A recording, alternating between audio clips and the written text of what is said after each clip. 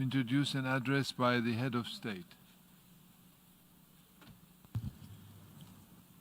Mr. President, Mr. Secretary General, I have the special honor to introduce the pre-recorded statement of His Excellency Rodrigo Duterte, President of the Republic of the Philippines.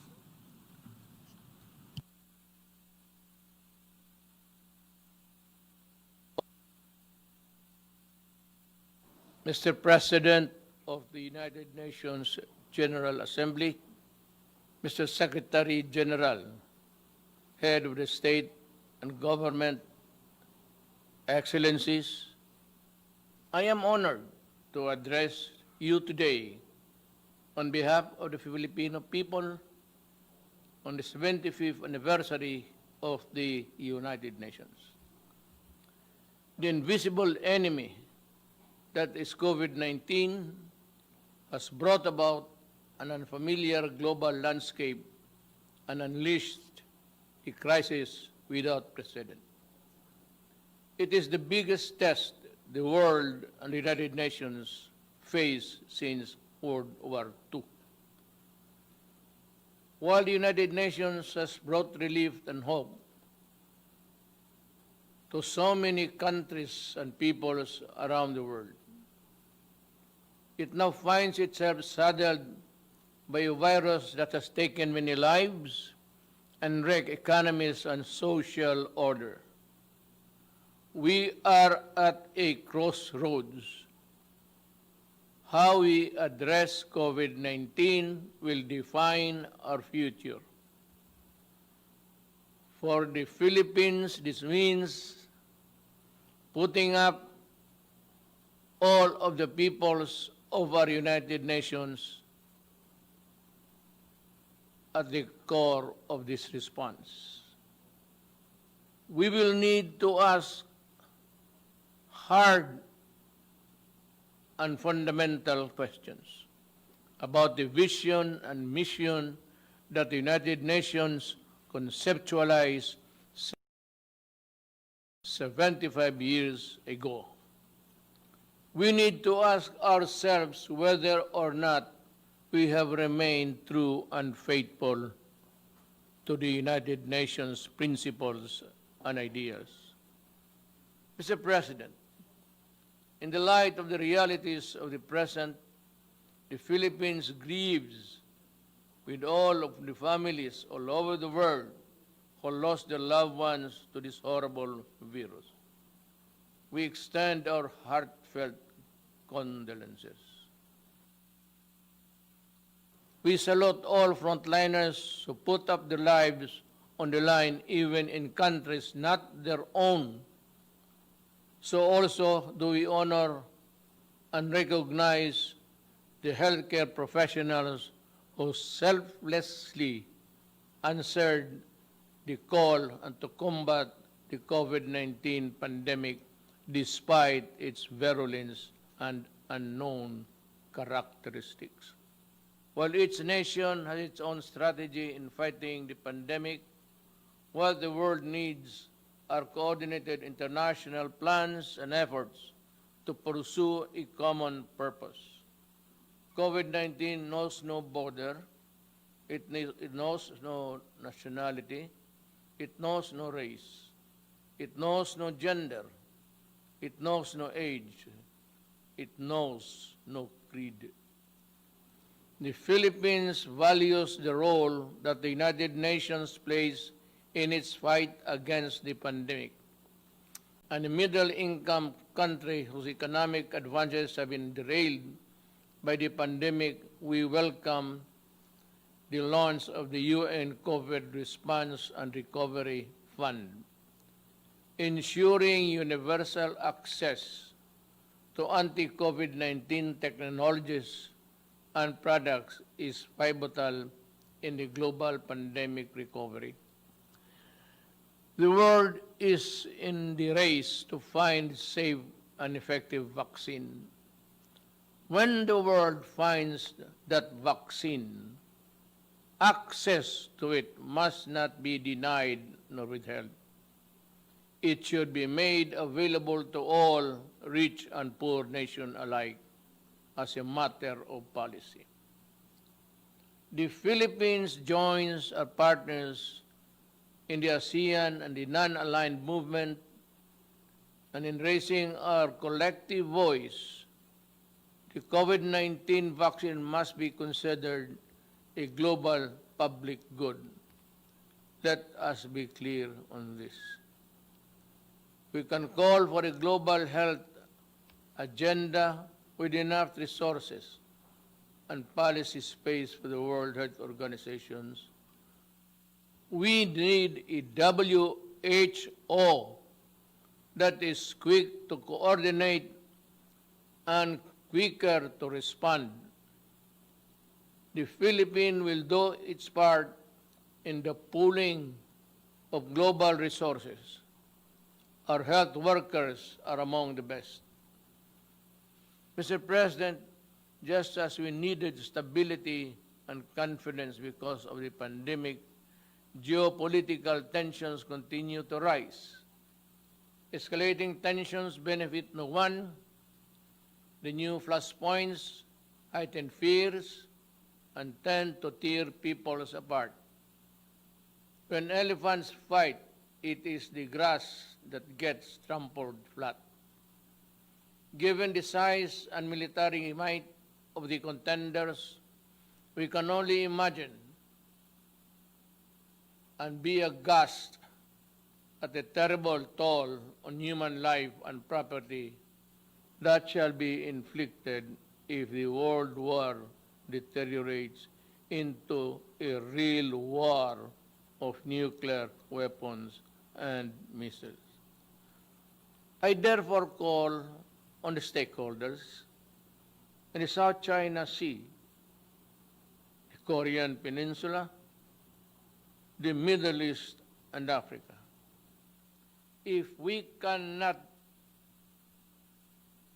be friends as yet, then in God's name, let us not hate each other too much. I heard it once said, and I say it to myself, complete agreement. Mr. President, Filipino migrant workers have been devastated by the pandemic. Many have lost not only their livelihood, but also their health and lives as well.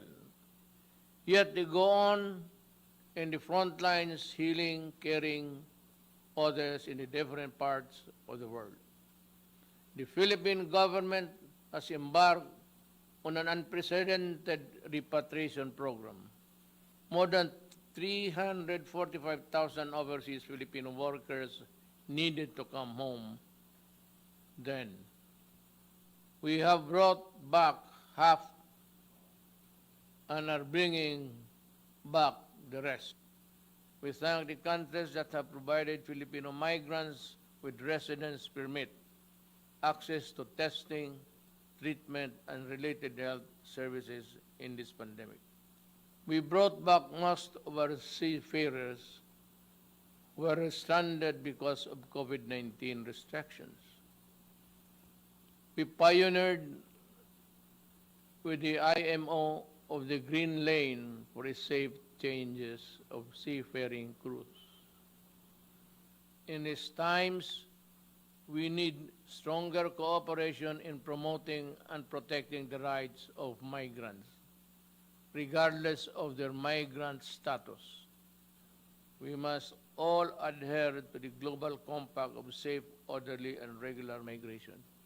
Unless states include all the migrants in this response to this pandemic, no one among us is safe until everyone is safe, as the Secretary General has said.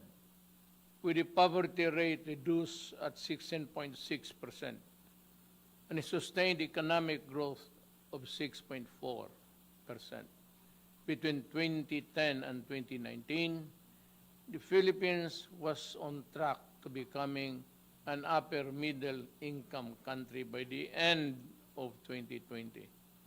But the pandemic has placed our economy in recession. Despite this downward pressure on growth, the Philippines remains committed to the Sustainable Development Goals. Mr. President, the same urgency needed to fight COVID-19 is needed to address the climate crisis. This is a global challenge that has worsened existing inequalities and vulnerabilities from within and between nations.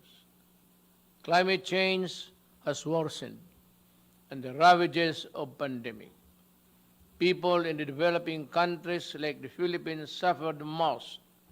We cannot afford to suffer more. The Philippines joined the Paris Agreement to fight climate change. We call on all parties, especially those who have not made good their commitment to fight climate change, to honor the same. We call on all parties to strengthen communities and peoples for preparedness and resilience. We're talking about mankind and Earth, our one and only home. Mr. President, the Philippines will continue to protect the human rights of its people, especially from the scourge of illegal drugs, criminality, and terrorism. A number of interest groups have weaponized human rights, some well-meaning, others ill-intentioned.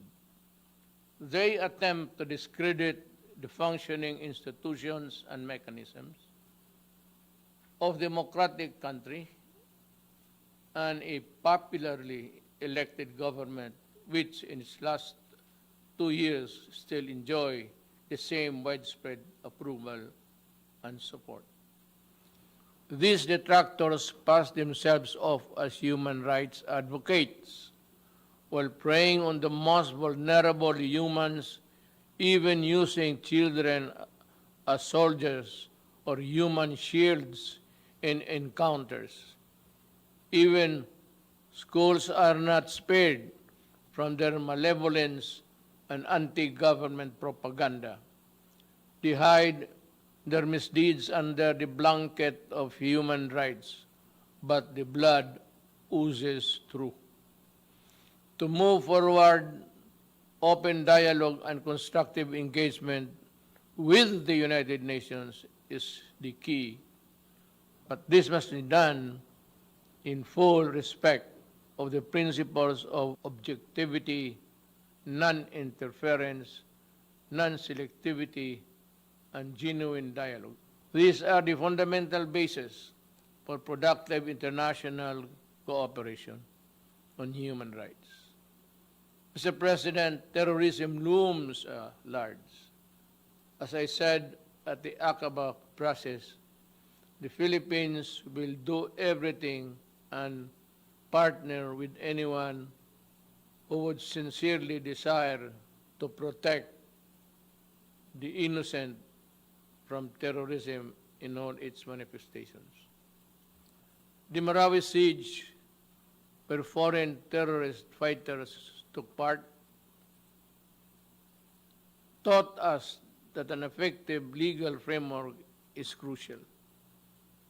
Our 2020 Anti-Terrorism Act shores up the legal framework by focusing on both terrorism and the usual reckless response to it.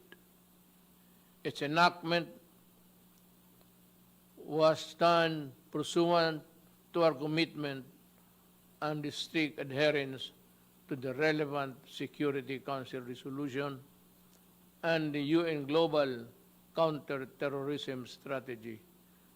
Most importantly, we remain committed to rebuild the stricken community and address the root causes of terrorism and violent extremism in my country. We must remain mindful of our obligation and commitment to the Charter of the United Nations. And amplified by the 1982 Manila Declaration on the peaceful settlement of international disputes, the Philippines affirms that commitment in the South China Sea in accordance with UNCLOS and the 2016 Arbitral Award. The award is now part of international law, beyond compromise and beyond the reach of passing governments to dilute, diminish, or abandon. We firmly reject attempts to undermine it. We welcome the increasing number of states that have come in support of the award and what it stands for.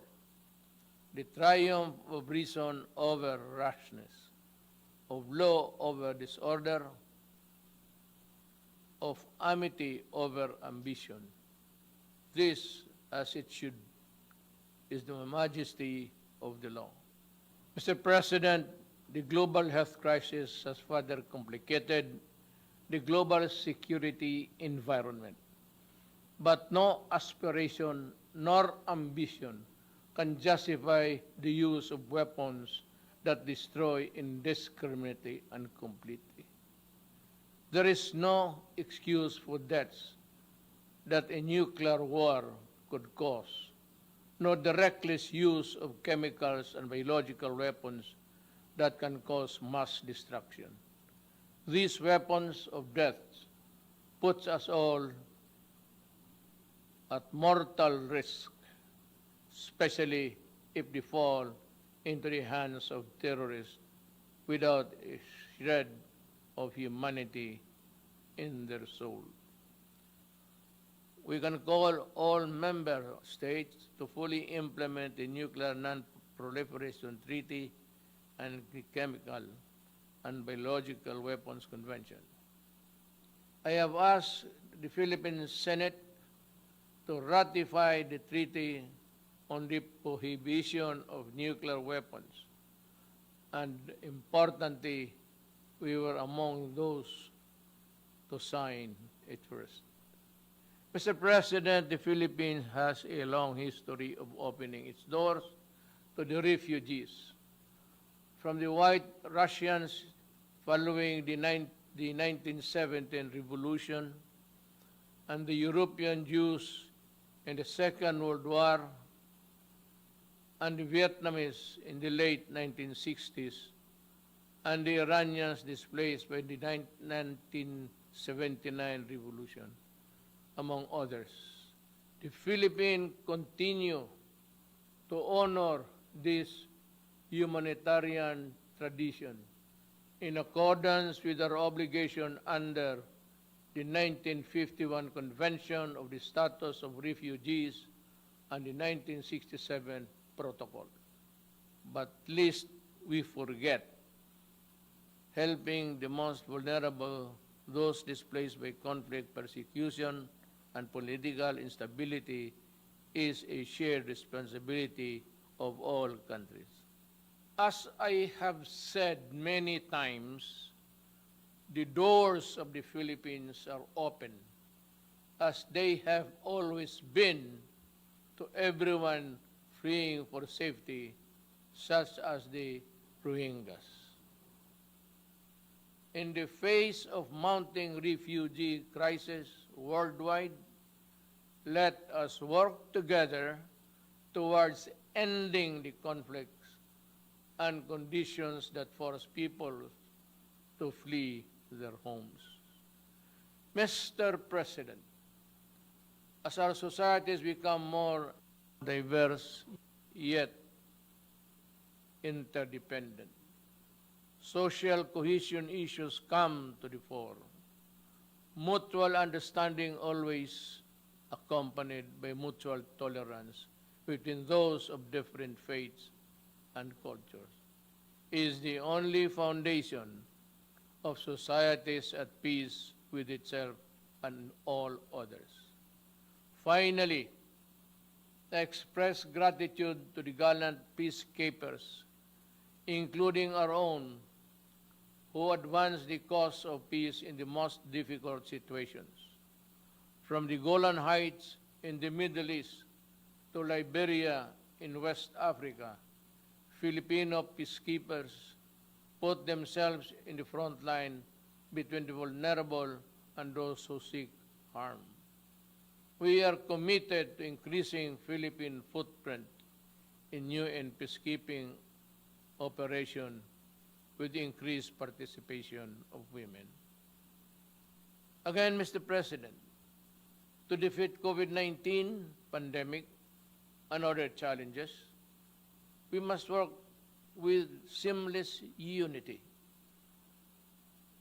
which demands complete mutual trust and the conviction that we will win or lose together. We cannot bring back the dead, but we can spare the living, and we can build back better, healthier, and more prosperous and just societies. To this end, we rededicate ourselves to the multilateralism. The UN remains humanity's essential organization, but it is only as effective as we make it. To make significant changes, we need to be bold. We need the same collective courage that finally made the United Nations a reality 75 years ago. We need to act on long-standing recommendations to improve the Security Council's composition and working together and working methods, to strengthen the role of the General Assembly and to streamline the processes and the operation of the UN. Indeed, to be ready for the new global normal, it cannot be business as usual for the UN. Let us empower the UN, reform it to meet the challenges of today and tomorrow. Let us strengthen it so it can fully deliver its mandate to maintain peace and security, uphold justice and human rights, and promote freedom and social progress for all. After all, we are the United Nations. Thank you.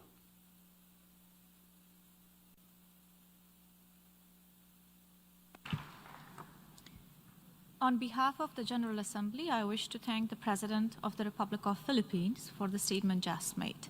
I now give the floor to the distinguished representative of the Islam.